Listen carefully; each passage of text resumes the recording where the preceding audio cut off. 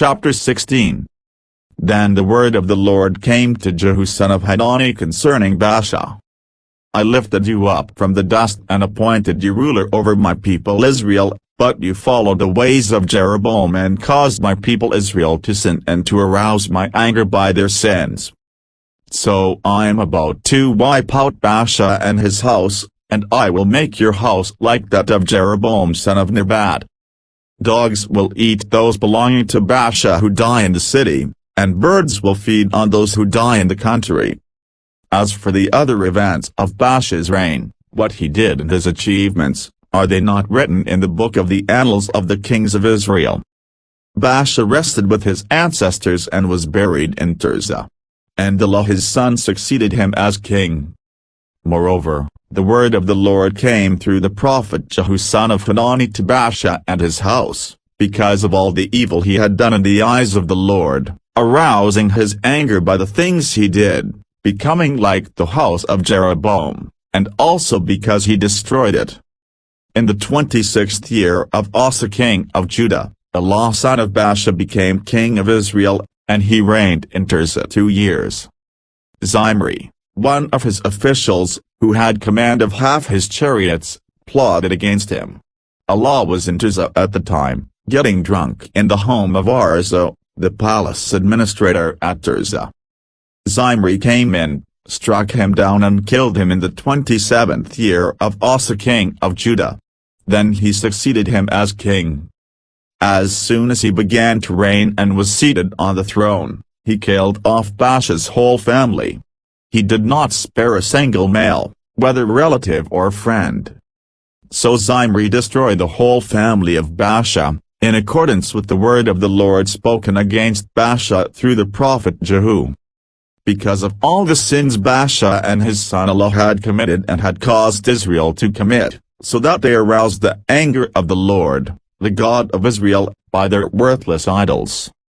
As for the other events of Elah's reign, and all he did, are they not written in the book of the annals of the kings of Israel?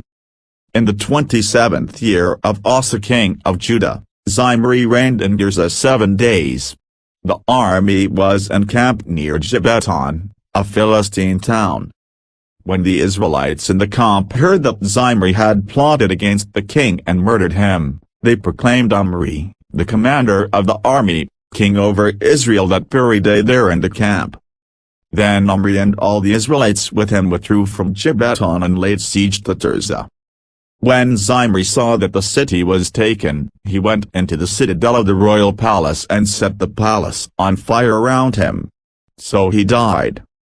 Because of the sins he had committed, doing evil in the eyes of the Lord and following the ways of Jeroboam and committing the same sin Jeroboam had caused Israel to commit. As for the other events of Zimri's reign, and the rebellion he carried out, are they not written in the book of the annals of the kings of Israel? Then the people of Israel were split into 2 factions, half supported Tibni son of Ginath for king, and the other half supported Omri. But Omri's followers proved stronger than those of Tibni son of Ginath. So Tibni died and Omri became king. In the 31st year of Asa king of Judah, Omri became king of Israel, and he reigned 12 years, 6 of them in Tirzah. He bought the hill of Samaria from Shemer for 2 talents of silver and built the city on the hill, calling it Samaria, after Shemer, the name of the former owner of the hill. But Omri did evil in the eyes of the Lord and sinned more than all those before him. He followed completely the ways of Jeroboam son of Nebat, committing the same sin Jeroboam had caused Israel to commit, so that they aroused the anger of the Lord, the God of Israel, by their worthless idols. As for the other events of Omri's reign, what he did and the things he achieved, are they not written in the book of the annals of the kings of Israel? Omri rested with his ancestors and was buried in Samaria. And Ahab his son succeeded him as king. In the 38th year of Asa king of Judah, Ahab son of Omri became king of Israel, and he reigned in Samaria over Israel 22 years. Ahab son of Omri did more evil in the eyes of the Lord than any of those before him. He not only considered it trivial to commit the sins of Jeroboam son of Nebat, but he also married Jezebel daughter of Ethbaal king of the Sidonians, and began to serve Baal and worship him. He set up an altar for Baal in the temple of Baal that he built in Samaria. Ahab also made an Asherah pole and did more to arouse the anger of the Lord, the God of Israel, than did all the kings of Israel before him. In Ahab's time, Hiel of Bethel rebuilt Jericho. He laid its foundations at the cost of his firstborn son Abiram, and he set up its gates at the cost of his youngest son Segub, in accordance with the word of the Lord spoken by Joshua son of Nun. Chapter 17. Now Elijah the Tishbite, from Tishbe in Gilead, said to Ahab, As the Lord, the God of Israel, lives, whom I serve, there will be neither dew nor rain in the next few years except at my word. Then the word of the Lord came to Elijah. Leave here, turn eastward and hide in the Kerith ravine, east of the Jordan.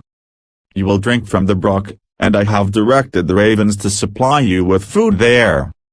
So he did what the Lord had told him. He went to the Kerith ravine, east of the Jordan, and stayed there. The ravens brought him bread and meat in the morning and bread and meat in the evening, and he drank from the brook. Some time later the brook dried up because there had been no rain in the land. Then the word of the Lord came to him. Go at once to Zarephath in the region of Sidon and stay there.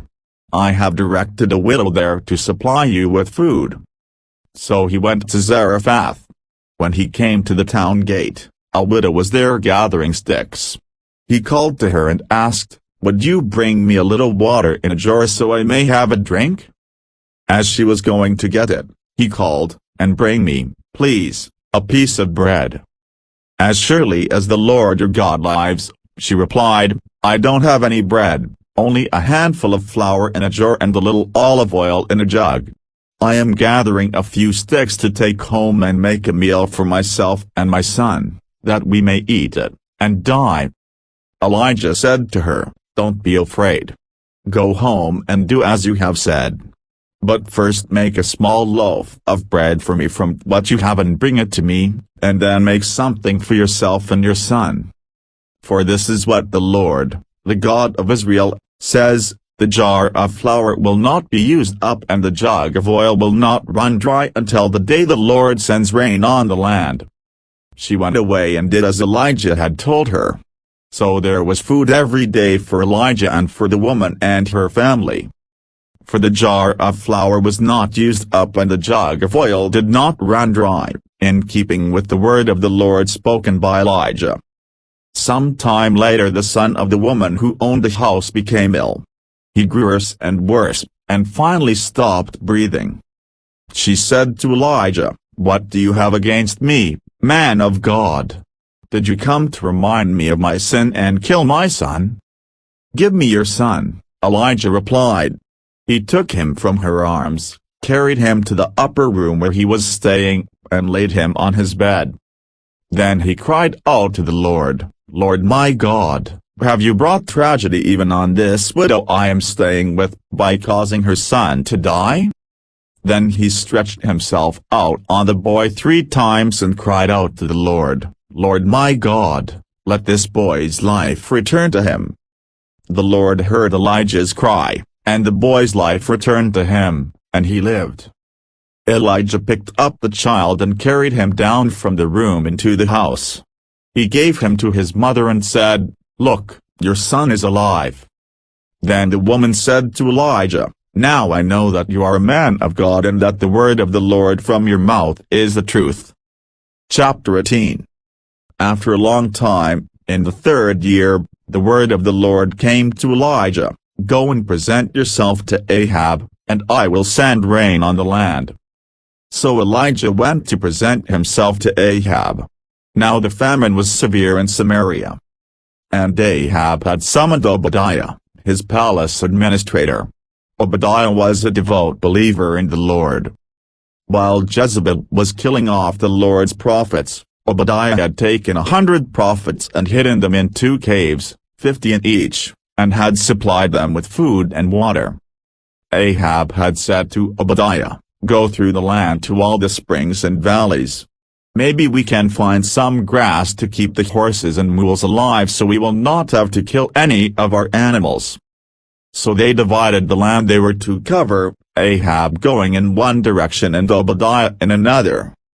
As Obadiah was walking along, Elijah met him. Obadiah recognized him, bowed down to the ground, and said, "Is it really you, my lord Elijah?" "Yes," he replied. "Go tell your master, Elijah is here."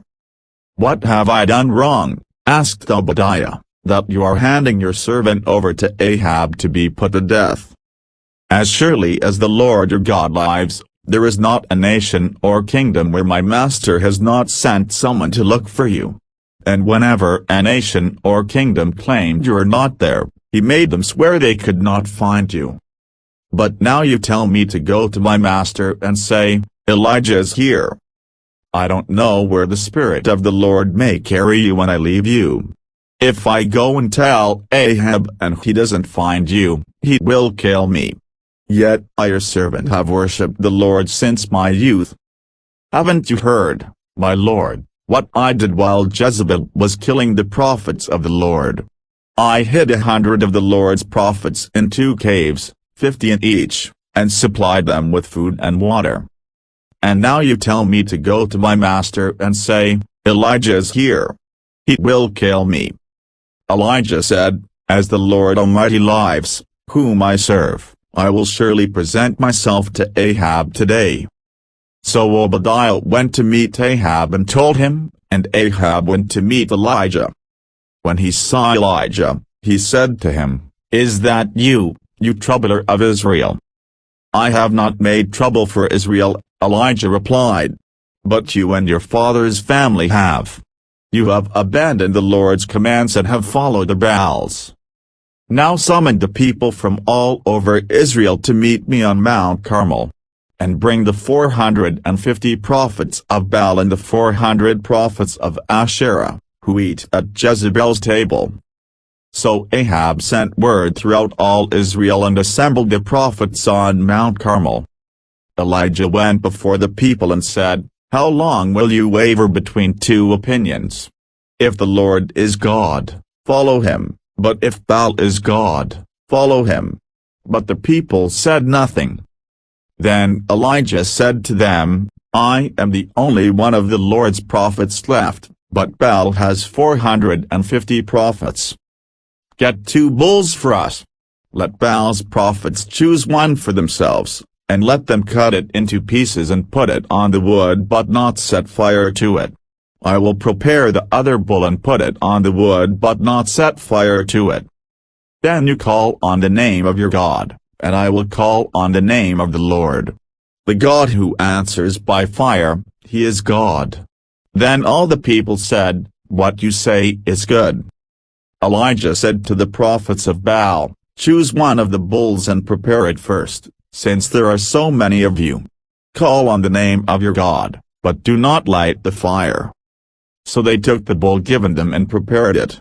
Then they called on the name of Baal from morning till noon. "Baal, answer us." They shouted. But there was no response, no one answered. And they danced around the altar they had made. At noon Elijah began to taunt them. "Shout louder," he said. "Surely he is a god. Perhaps he is deep in thought, or busy, or traveling. Maybe he is sleeping and must be awakened." So they shouted louder and slashed themselves with swords and spears, as was their custom, until their blood flowed.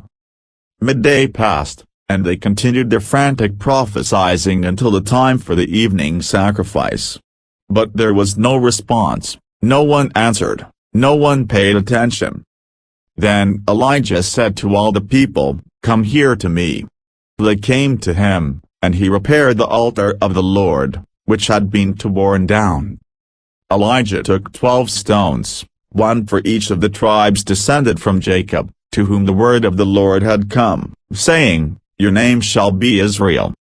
With the stones he built an altar in the name of the Lord, and he dug a trench around it large enough to hold 2 seahs of seed.